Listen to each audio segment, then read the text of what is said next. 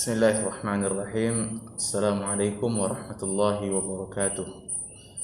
Alhamdulillahi wassalatu wassalamu ala rasulillahi wa ala alihi wa sahbihi wa man ittaba'a hudah ila yaumin nalqah. Wa ba'd. Asyhadu an la ilaha illallah wahdahu la syarika lah wa asyhadu anna nabiyyana Muhammadan abduhu wa rasuluh. Ayuha at-talabah, a'azzani Allah wa iyyakum. Pada hari ini Rabu 12 Agustus 2020, insyaallah taala kita akan memulai pelajaran adab Arabi bersama Ustaz sendiri di sini di kelas 4 ini. Kemudian pertama yang harus kita ketahui adalah bukunya. Buku yang kita pelajari adalah buku Al-Adabu. Ini adalah buku yang termasuk dalam satu paket buku Silsilatut Ta'lim Lughatul Arabiyyah yang dipakai di Al-Mamlakatil Arabiyyah As-Saudiyah. Buku ini khusus untuk dipelajari oleh orang-orang non-Arab yang ingin mempelajari bahasa Arab. Ini adalah pelajaran baru bagi ananda-ananda sekalian, dan tentunya ananda belum mengetahui apa itu adab. Maka Al-Adabu, kita buka halaman 15 dari buku kita tadi. Bagi ananda yang sudah memegang buku, Al-Adabu wa Unsuruhu, itu adalah judul pertama kita. Al-Adabu wa Unsuruhu. Al-Adabu, Ta'riful adab. Apa definisi daripada adab? Al-adabu lahu ma'nayan.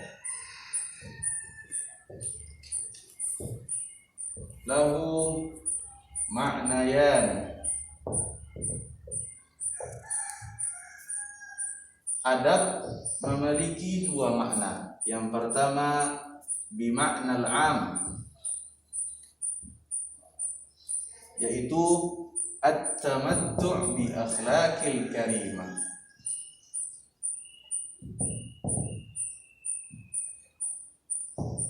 Bil akhlaq al karimah. Itu tamattu' bi akhlaqil karimah. Kita berhias dengan akhlak yang mulia, itu adalah adab. Bima'nal 'am, dengan makna yang umum. Sedangkan yang akan kita pelajari itu adalah al-adabu bima'nal khas. Al-adabu bima'nal khas. Apa itu adab bima'nahul khas? Yaitu al-kalamu, perkataan, al-jamilu, perkataan yang indah, al-balighu, perkataan yang mengandung unsur balaghah, al-mu'athiru fin nafsi,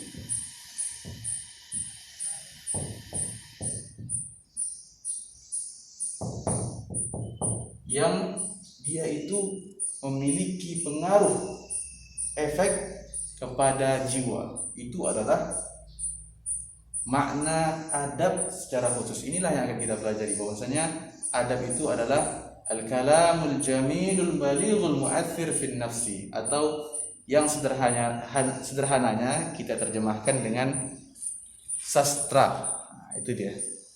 Jadi adabul Arabi adalah sastra Arab. Kalau kita baca di buku kita ini halaman 15, kita akan lihat awalan ta'riful adab, definisi adab. Lil adabi ma'nayan. Adab memiliki dua makna, amun wa khasun, makna umum dan makna khusus.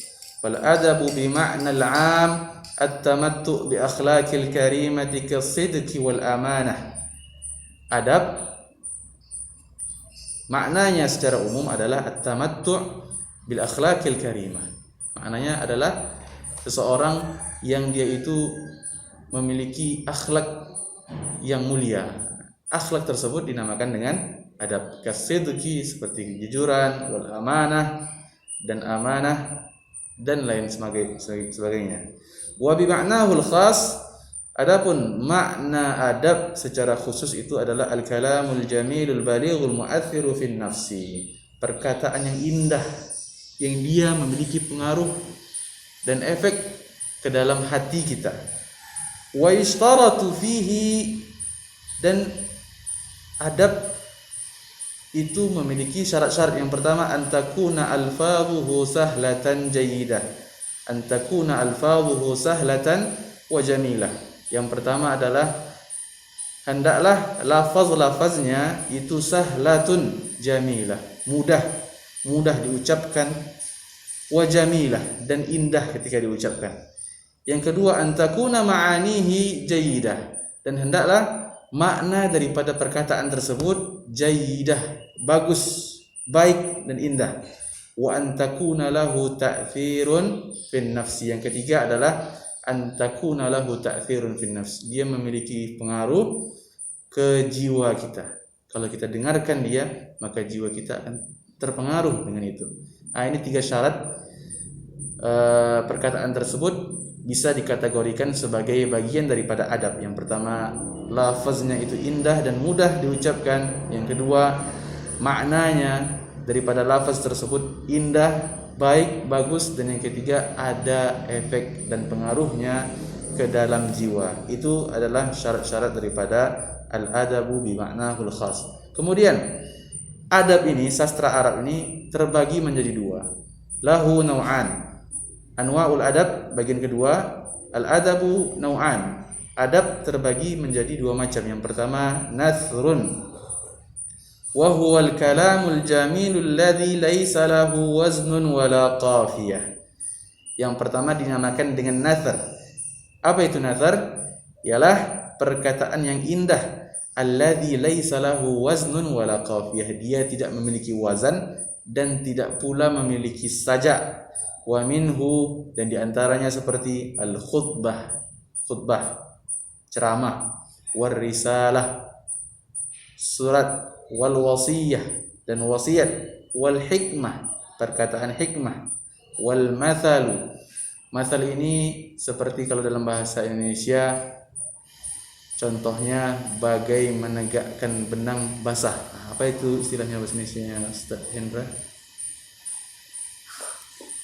Bagai menegakkan benang basah. Bahasa Indonesianya istilah itu apa dalam bahasa Indonesia?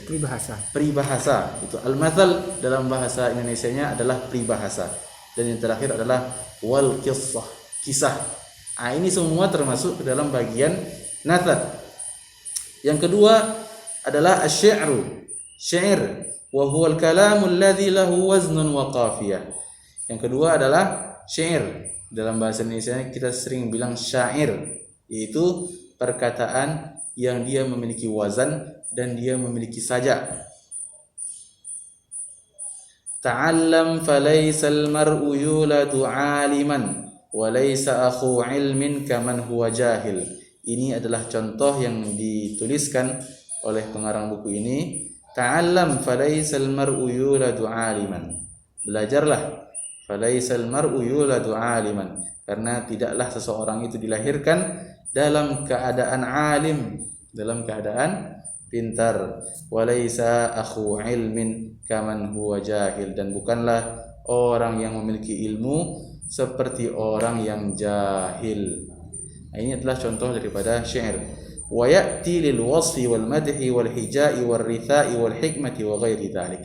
Dan syair ini dia mengandung makna wasf, itu menggambarkan atau mensifati sesuatu kejadian atau sesuatu benda dan semisal. Wal madh, pujian. Wal hija, caci maki.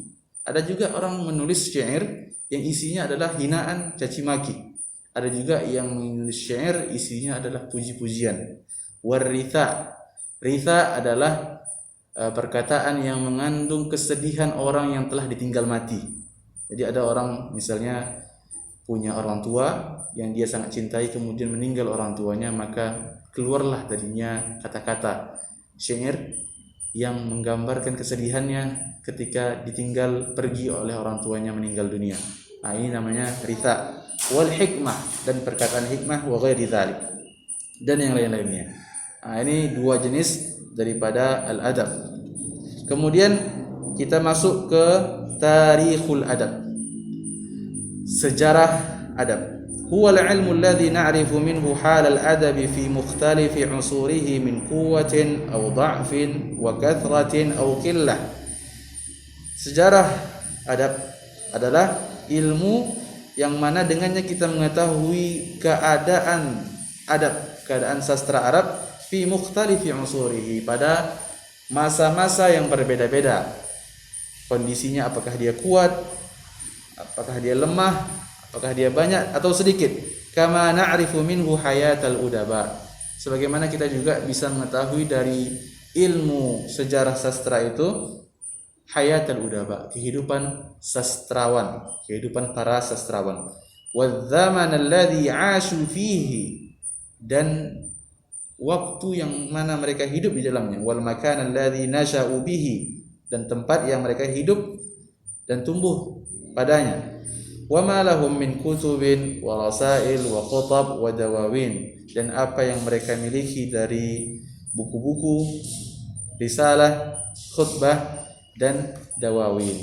Kemudian kita masuk ke halaman selanjutnya, halaman 17, al-usurul adabiyah. Para ulama bahasa mereka membagi adab itu menjadi 6 fase. Yang pertama itu adalah al-asrul jahili. Usur jam'u min asr.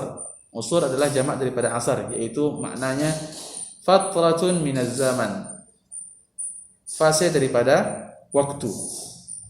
Yang pertama adalah fase al-asrul jahili, fase jahili. Waqad bada'a qabla al-islam biqarnain aw qarnin wa nis, dimulai sebelum Islam selama 2 abad atau 1 abad setengah, dan wantaha bi zuhuril Islam, habisnya adalah dengan munculnya Islam. Yang kedua, fase asri sadril Islam, fase Islam, dimulai dengan munculnya Islam dan habis bintihai asri khulafa'ir rasyidin sanata arba'in, dan habis masa ini dengan habisnya masa khulafa ar-rasyidin tahun ke-40 Hijriah. Kemudian fase selanjutnya adalah al-asrul umawi, fase al-umawi, dan dimulai bi qiyami daulati Bani Umayyah sanata arba'in, dimulai dengan berdirinya daulah Bani Umayyah tahun ke-40 Hijriah dan habis di tahun 132 Hijriah sanata mi'ah wa tsnatain wa thalathin. Dan yang keempat al-asru al-abbasi, fase Abbasi, yaitu dengan berdirinya daulah Abbasiyah tahun 132 Hijriah dan habis ketika tentara Mongol menyerang Baghdad, yaitu tahun 656 Hijriah. Kemudian yang keenam, yang kelima, al-asrul wasit, masa pertengahan, yaitu pada tahun 656 Hijriah. Kemudian dia habis ketika Utsmani menguasai daerah Arab, bangsa Arab pada abad ke-13 Hijriah. Dan yang terakhir adalah al-asrul hadis, fase saat ini, yaitu dimulai ketika munculnya gerakan-gerakan perbaikan di beberapa negara-negara Arab pada permulaan tahun ke-13 Hijriah, pada permulaan abad ke-13 Hijriah sampai saat ini. Inilah dia fase-fase sastra Arab yang harus kita pelajari. Dan insya Allah pada tahun ini di kelas 4 ini kita akan mempelajari 3 fase daripada fase-fase ini, yaitu fase jahili, kemudian sadrul Islam, dan fase al-umawi. Inilah singkat dari Ustadz, materi kita sangat banyak, akan tetapi waktu kita sangat terbatas. Semoga dimudahkan oleh Allah Subhanahu wa taala dan semoga semua ini bernilai pahala di sisi Allah Subhanahu wa taala. Wassallallahu ala nabiyyina Muhammad wa ala alihi wa ashabihi ajma'in. Wassalamualaikum warahmatullahi wabarakatuh.